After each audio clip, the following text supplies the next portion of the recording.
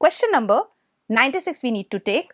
Mass of calcium carbonate required to react completely with 50 ml of 1.5 molar HCl solution is. Okay, so this question includes stoichiometry a bit. Calcium carbonate you are taking, allowing it to react with HCl, CaCl2 is formed, H2O is formed, and the carbon dioxide. So in this question, mass of calcium carbonate, here 2 mole of HCl is actually reacting with 1 mole of calcium carbonate, and in this question the data related to HCl is given. You have molarity and its volume. So how many moles of HCl you have? Molarity into volume. So molarity is 1.5, volume is 50 ml. We need to take it in liters, so I've just divided it by 1000. So if you just solve this, this is 1.5 into 5 divided by 100. This value will come 0.075 mole for HCl. Whatever the moles of HCl you are taking, you need to take the half moles of calcium carbonate, right?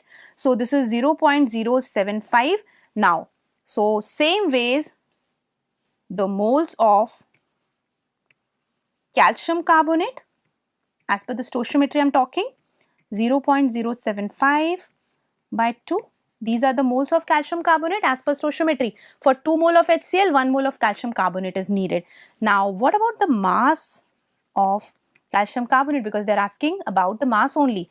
So, molar mass of calcium carbonate, if you talk about 40 plus 12 plus 16 into 300, right?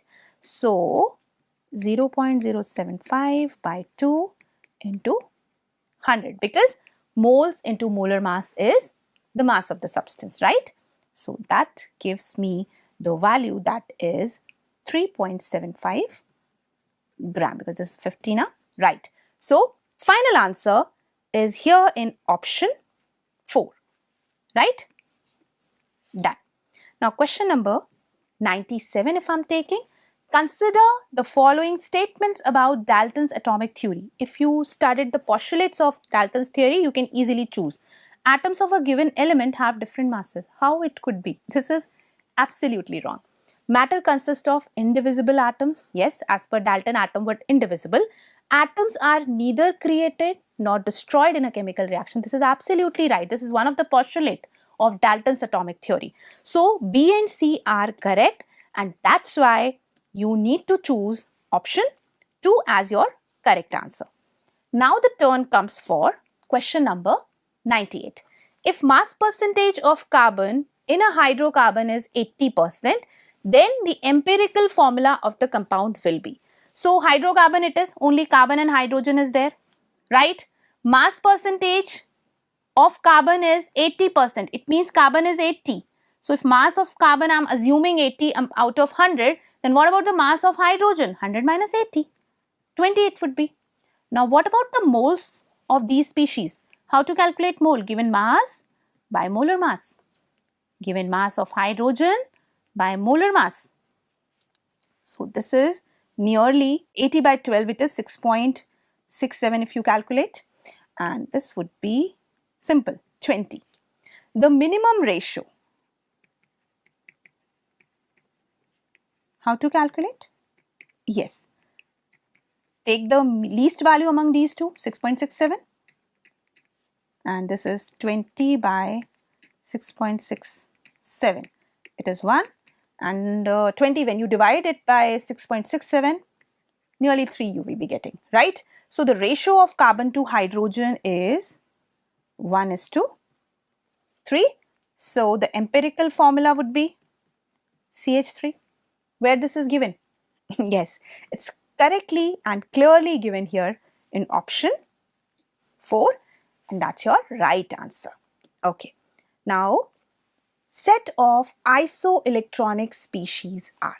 We have different species given here, nitrogen, oxygen in ionic form, then carbon monoxide. So all these species, if I just check, nitrogen is there with the 14 electron it is. If it is O2, so oxygen has 16 electron, but it is in O2 plus state, so there would be 15 electron. So for sure this is wrong. Okay, now Cn minus, Cn carbon 6 electron, nitrogen 7 electron, and one more electron is there, so 7 plus 7, 14 electrons are there, right? Now, next is N2. Nitrogen, 14 electron. NO. Nitrogen has 7 electron, oxygen has 8 electron. So 15 electron, NO, but 1 electron has been removed.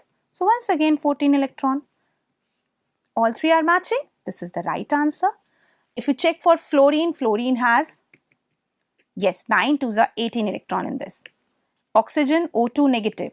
Oxygen, 8 plus 8. 16 plus 1, 17 electron. No need to go further. C2, carbon, 6 into 2, 12 electrons, C2. N2 plus would be 14 minus 1, 13 electron, right? No need to go for B2 minus. Finally, you have correctly opted for the right answer. Yes, this is option 2. Set of isoelectronic species. So basically, isoelectronic species are the species which have same number of electron, right? Now, question number 100. The last question of the today's discussion. The number of the nitrogen atoms present in 20 liter of air containing 78% nitrogen by volume at STP. So first thing you are talking about STP, 78% nitrogen by volume. In 20 liter you need to calculate. So suppose you have taken 100 liter of air.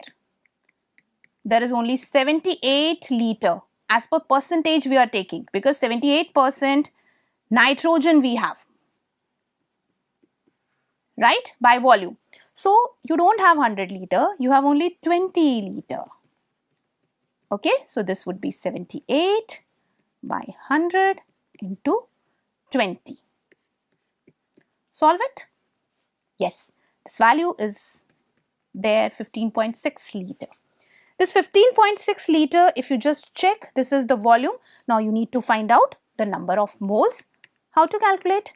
15.6 divided by 22.4 liter, because this is a part of simple mole concept, given volume by 22.4 liter at STP. This will give me the number of moles, right? Now, but you don't want to find out the number of moles or the volume. You need to find out the number of nitrogen atoms. One molecule contains 2 atoms. It means first of all, you need to find out the number of molecules and then multiply 2 to it. So moles you have 15.6 divided by 22.4.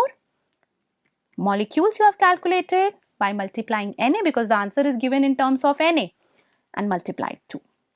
Right? Just solve this. When you solve this, you will find this value gives me the answer 1.4 Na. Right? Now, where this answer is given, you have to check once again the options to find out the right answer. Yes, it is here in option 4. And yes, if you have done this, you got the full marks for this. Okay. Now, this is the turn just to wind up, because the session has been completed by the all solutions of questions of your AIATS examination. All the very best for the results. Thank you so much for watching.